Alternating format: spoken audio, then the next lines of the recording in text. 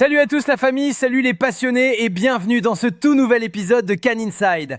Aujourd'hui, on kick les tribunaux, on lâche les dossiers juridiques étouffants et le tribunal arbitral du sport pour revenir à notre premier amour, le rectangle vert, le ballon qui roule, la pelouse fraîchement coupée et la tactique pure et dure. Et pour ça, on va poser nos valises directement du côté des champions d'Afrique en titre, du côté de la bouillante Lagune Ébriée. On va parler de l'équipe nationale de Côte d'Ivoire, les redoutables éléphants. Parce qu'il y a une nouvelle absolument monumentale qui vient de tomber. Une de ces annonces qui va faire vibrer tout le peuple ivoirien du nord au sud. Nicolas Pepe est officiellement de retour dans la tanière. Enfin les gars, tout est bien qui finit bien dans cette équipe ivoirienne. Après des mois de doutes, de polémiques stériles, de rumeurs et d'absences pesantes, l'enfant prodige retrouve enfin la tunique orange. Et je peux vous le dire avec une certitude absolue. Cette convocation, c'est exactement la pièce du puzzle tactique et psychologique qui manquait pour stabiliser définitivement cette équipe.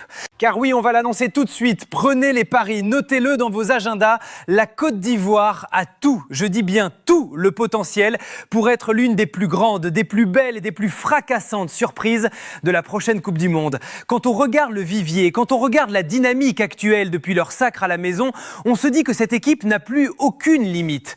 Mais pour briller sur la scène mondiale, face aux ogres sud-américains ou européens, il faut un équilibre parfait entre la fougue de la jeunesse et le vice des vétérans. Et c'est exactement là que le retour de Nicolas Pepe prend une dimension incroyable et stratégique. Mais revenons sur le cas précis de ce retour inespéré. Comment expliquer que Pepe retrouve les grâces de la sélection aujourd'hui ? La vérité du football de haut niveau, c'est que le malheur des uns fait très souvent le bonheur des autres. Le football est un sport cruel, imprévisible, mais qui offre toujours, à un moment ou à un autre, une seconde chance à ceux qui s'accrochent. Ce retour sous le maillot national est notamment dû à la malheureuse blessure de Yann Diomandé. Attention, c'est évidemment une immense tristesse pour le jeune et talentueux Diomandé qui rate ce rassemblement crucial avec les A, mais pour Pepe, c'est ce qu'on appelle un mal pour un bien d'une importance capitale. L'analyste de la vidéo touche ici un point hyper sensible et d'une justesse chirurgicale. Si Nicolas Pepe n'avait pas été appelé in extremis pour cette fenêtre internationale, s'il n'avait pas eu l'occasion inespérée de venir briller lors de ces matchs de préparation décisifs contre des nations comme l'Écosse et la Corée du Sud, il est fort probable que les portes de la Coupe du Monde se seraient définitivement refermées à double tour pour lui. Le timing était critique. Imaginez un peu la situation. Si les éléphants avaient enchaîné les victoires convaincantes sans lui lors de ce rassemblement, le groupe se serait figé dans l'esprit du sélectionneur. Le train serait passé à toute vitesse et Pepe serait resté sur le quai, regardant le mondial à la télévision. C'était littéralement sa dernière grosse carte à jouer, le wagon de la dernière chance pour accrocher le rêve mondial. Et en grand professionnel qu'il est, il a su monter dedans au moment parfait. Et croyez-moi, la sélection ivoirienne a énormément à y gagner. On ne parle pas seulement du joueur de couloir virevoltant capable de casser des reins sur une accélération, on parle d'un cadre, d'un vécu, d'un joueur qui a connu la pression des plus grands stades. Il ramène avec lui une expérience inestimable dans un groupe qui, paradoxalement, manque encore d'un certain bagage au plus haut niveau international. Parce que oui les gars, quand on regarde l'effectif actuel de la sélection ivoirienne, et tout particulièrement dans ce secteur offensif, ça donne tout simplement le tournis. Posez-vous 5 minutes et analysez avec moi les forces en présence. C'est un véritable embouteillage de pépites, un embouteillage de cracks de classe mondiale et de jeunes loups aux dents longues. La politique de la fédération pour attirer les binationaux et développer les jeunes talents fonctionne à merveille. Aujourd'hui, le nombre d'ailiers de très haute qualité, de dynamiteurs de défense dans cette équipe de Côte d'Ivoire, c'est du jamais vu sur le continent. On parle de garçons comme Amad Diallo qui met le feu en première ligue, on parle de Bazoumana Touré, on parle des fusées comme Yann Diomandé. C'est une attaque qui n'a quasiment plus aucune limite de potentiel. Face à cette nouvelle génération dorée, face à ces gamins qui courent à 2000 à l'heure et qui n'ont peur de rien, on aurait pu craindre que le retour d'un ancien cadre comme Nicolas Pepe fasse des étincelles. On aurait pu se dire, aïe, il va arriver avec son statut, son transfert historique à Arsenal et il va exiger d'être titulaire indiscutable au détriment des jeunes. Eh bien, c'est exactement l'inverse qui se produit, la famille. Et c'est là qu'on reconnaît la grandeur d'un joueur et l'intelligence d'un homme. L'analyste de la vidéo met parfaitement en lumière l'attitude irréprochable de Pepe. Le mec revient dans la tanière des éléphants avec une humilité qui force le respect absolu. Il ne revendique rien du tout. Il ne tape pas du poing sur la table du sélectionneur pour avoir du temps de jeu garanti. Il sait très bien que les jeunes poussent fort derrière lui et il est tout à fait conscient des qualités intrinsèques monumentales de ses propres coéquipiers.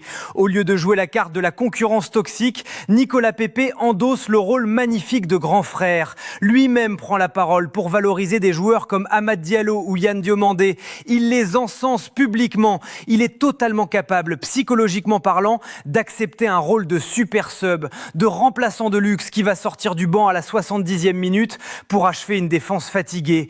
Tant qu'il est convoqué parce qu'il le mérite, il est heureux et se met au service exclusif du collectif. Vous imaginez la chance incroyable que c'est pour un sélectionneur avoir dans son vestiaire un joueur de cette stature, avec un tel CV européen, une telle expérience des matchs à haute tension et qui accepte son rôle sans jamais polluer l'ambiance du groupe. C'est de l'or en barre. Dans un tournoi aussi exigeant, long et éprouvant qu'une Coupe du Monde, ce n'est pas seulement le talent des 11 titulaires qui te fait gagner, c'est l'état d'esprit de tes 23 ou 26 joueurs. Pepe ramène de la sérénité, de la cohésion et montre l'exemple à toute cette jeunesse. Mais attention les frères, il ne faut surtout pas se méprendre. Si Nicolas Pepe accepte ce rôle de grand frère avec humilité, ça ne veut absolument pas dire qu'il vient en équipe nationale en pré-retraite ou pour distribuer les bouteilles d'eau à la mi-temps. Oh que non, parce que sportivement, sur le terrain, en ce moment même dans l'un des meilleurs championnats du monde, il est en train de prouver qu'il a encore la foudre dans les crampons. Parce que oui les frères, si Nicolas Pepe a été rappelé par le sélectionneur pour défendre les couleurs de la nation, ce n'est absolument pas pour faire du sentimentalisme, pour jouer les mascottes ou pour vendre des maillots dans les boutiques d'Abidjan. S'il est de retour dans le groupe, c'est tout simplement parce qu'il marche littéralement sur l'eau en club en ce moment. Les statistiques sont froides, implacables et elles parlent d'elles-mêmes pour faire taire les derniers sceptiques. Sur ces 6 derniers matchs disputés au très haut niveau, le virevoltant ailier ivoirien a claqué 2 buts et délivré une passe décisive. Et attention, on ne parle pas de buts sans importance marqués à la 90e minute quand le score est déjà de 4-0 face à une équipe de bas de tableau. On parle de vraies réalisations de patron. L'analyste de la vidéo souligne parfaitement ses dernières sorties en Espagne. Pepe vient de planter un but égalisateur monumental, inscrit à la toute dernière seconde dans le Money Time contre Alaves. Un but qui sauve son équipe. Et juste derrière, il enchaîne avec une nouvelle réalisation pleine de sang-froid et de technique face à un très gros morceau du championnat espagnol, la redoutable Real Sociedad. Le mec est en pleine bourre, la famille. Il est affûté physiquement. Il a retrouvé cette confiance technique qui faisait de lui un cauchemar pour les défenseurs à l'époque lilloise et il prouve sur les pelouses ultra exigeantes de la Liga qu'il a encore de la dynamite pure dans le pied gauche. Donc oui, il accepte le rôle de remplaçant, mais il a totalement la possibilité, le coffre et le talent pour bousculer la hiérarchie et s'imposer comme un titulaire indisputable si l'équipe a besoin de lui. Sa place, il n'a pas pleuré pour l'avoir. Il est allé la chercher avec les dents sur le rectangle vert. Mais au-delà des statistiques purement sportives et des fulgurances sur le terrain, ce retour inespéré est une immense bouffée d'oxygène pour tout l'environnement médiatique et psychologique de l'équipe nationale ivoirienne. Il fait un parallèle hyper pertinent et très intelligent avec ce qu'a vécu sa propre sélection, le Maroc, par le passé. Écoutez bien, parce que c'est la réalité de ce sport. Quand tu as une star nationale qui est écartée du groupe, non pas pour des raisons de niveau de jeu, mais à cause de brouilles extra-sportives, de tensions avec la direction ou de polémiques futiles, ça crée un climat incroyablement toxique autour de l'équipe. Le capitaine marocain Romain Saïs l'avait d'ailleurs avoué avec beaucoup d'honnêteté à l'époque de la fameuse mise à l'écart de Hakim Ziyech. Quand le chouchou du public n'est pas là, l'atmosphère devient très vite invivable, malsaine et pesante pour ceux qui sont présents. Les supporters réclament le joueur banni à chaque match, les journalistes ne posent des questions que sur les absents en conférence de presse et toute cette tension finit inévitablement par peser sur le moral et la concentration des joueurs qui doivent mouiller le maillot. En rappelant Nicolas Pepe, la Côte d'Ivoire fait d'une pierre deux coups. Elle récupère une arme fatale sur le terrain et surtout, elle éteint définitivement un incendie médiatique qui menaçait de déstabiliser le groupe à l'approche de la Coupe du Monde. La paix sociale est de retour au sein du vestiaire des éléphants. Fini les débats houleux, fini les tensions extrasportives. La situation est apaisée, tout le monde regarde dans la même direction. Mais pour en arriver à cet apaisement total, il a fallu avaler quelques couleuvres dans le passé. Et c'est précisément ici qu'on touche au point le plus sensible de la vidéo. Le gros coup de gueule magistral poussé par le créateur concernant le traitement purement et simplement scandaleux qu'a subi Pepe par sa propre institution. Parce que oui, la famille, c'est ici que la vidéo prend une tournure absolument fascinante et qu'on assiste à une véritable masterclass d'objectivité. Ce qui rend le propos de cet analyste incroyablement puissant et percutant, c'est qu'il est lui-même un fervent supporter de l'équipe nationale du Maroc. Et pourtant, au lieu de faire preuve de chauvinisme mal placé ou de corporatisme aveugle, il prend la défense de Nicolas Pepe avec une ferveur incroyable et lâche une véritable bombe nucléaire sur la table. Selon lui, la Fédération ivoirienne de football a profondément, viscéralement manqué de respect à son propre joueur.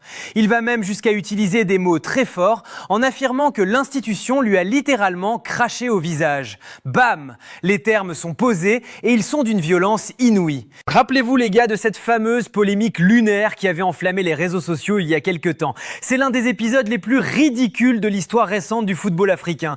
Nicolas Pepe, dans un esprit de franche camaraderie, avait gentiment vanné et chambré l'équipe du Maroc. Une simple boutade, une petite pique humoristique sans la moindre once de méchanceté.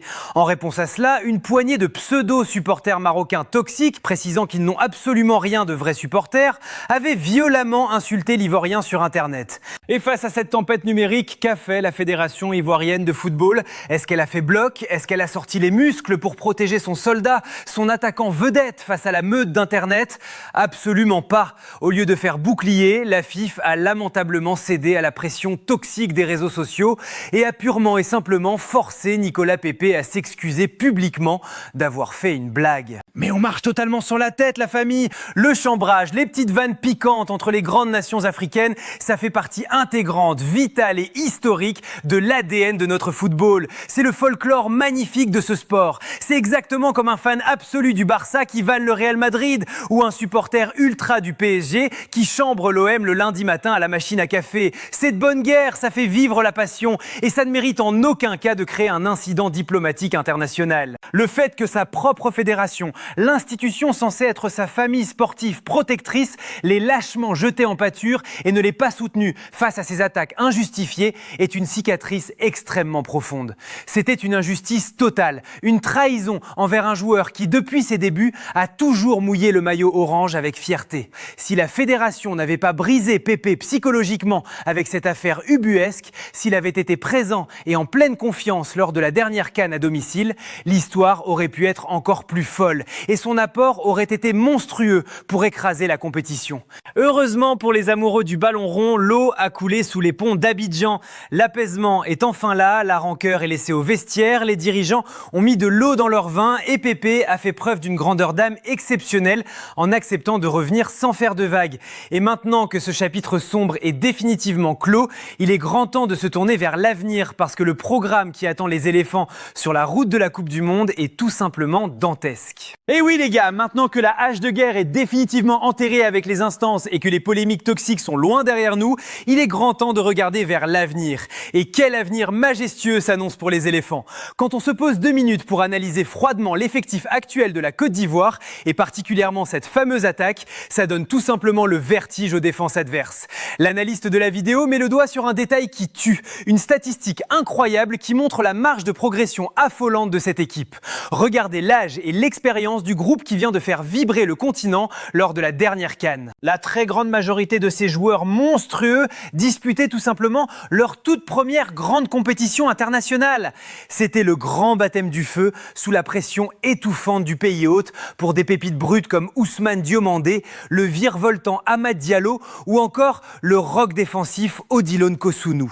Et que dire de la révélation absolue, Guéla Doué. Le mec a été stratosphérique. Il a été l'un des meilleurs latéraux de tout le continent africain pour sa toute première participation à un tournoi de cette envergure. Vous vous rendez compte de la dinguerie? Si ces gamins ont été capables de dominer l'Afrique, de renverser des situations impossibles et de soulever le trophée suprême avec aussi peu de vécu international, imaginez une seule seconde le carnage tactique et physique qu'ils peuvent faire à la Coupe du Monde avec un peu plus de maturité et de repères. C'est exactement exactement pour cette raison que l'intégration douce et intelligente d'un vétéran comme Nicolas Pepe est un coup de maître absolu de la part du staff ivoirien. Il a le vécu, il a connu la pression écrasante des grands clubs européens, les matchs couperés en Ligue des Champions. Et il va pouvoir canaliser toute cette fougue juvénile, apporter cette touche de vice et de gestion des temps faibles qui manque parfois aux équipes trop jeunes. Mais avant de rêver de soulever le trophée mondial et de faire trembler la planète foot, il y a des crash tests grandeur nature à valider. Et le programme des matchs amicaux qui arrive sur la table des éléphants est hyper alléchant, mais surtout d'une intelligence tactique rare. La Côte d'Ivoire va se frotter à deux styles de jeu diamétralement opposés à ce qu'on voit habituellement sur le continent africain, l'Écosse et la Corée du Sud. Ce ne sont pas des noms ronflants comme le Brésil, l'Argentine ou l'Espagne, on est d'accord, mais sur le plan de la préparation, c'est du génie. L'Écosse, c'est le fighting spirit britannique, le combat physique de tous les instants, les duels aériens rugueux et un bloc défensif compact. La Corée du Sud, c'est la rigueur asiatique, la discipline tactique absolue, la vitesse d'exécution dans les transitions et un pressing étouffant pendant 90 minutes. Ce sont des adversaires parfaits, car ils se rapprochent énormément dans l'intensité et l'organisation du profil de l'Équateur. Et devinez quoi? L'Équateur est justement l'un des adversaires que la Côte d'Ivoire devra affronter en phase de poule de la Coupe du Monde. C'est la répétition générale idéale pour prendre la température. Et comme cerise sur le gâteau, pour clôturer cette préparation, le grand frisson, le choc ultime face à l'équipe de France de Kylian Mbappé.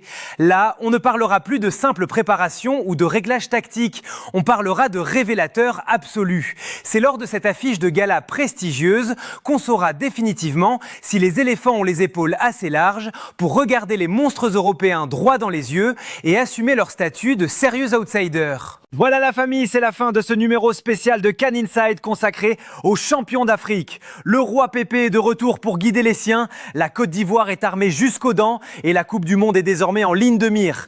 Maintenant, comme d'habitude, c'est à vous de prendre le relais. Je vous attends de pied ferme dans l'espace commentaire. Nicolas Pepe doit-il être titulaire indiscutable ou utilisé comme une arme fatale en sortie de banc?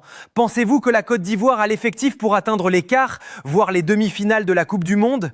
Quel sera le match test le plus difficile? La France, l'Écosse ou la Corée du Sud? Détruisez la barre des likes pour récompenser le travail de fond, abonnez-vous en masse à la chaîne et activez la cloche des notifications pour ne rater aucun de nos prochains débriefs tactiques. Prenez soin de vous les passionnés, vive le football africain, c'était Can Inside.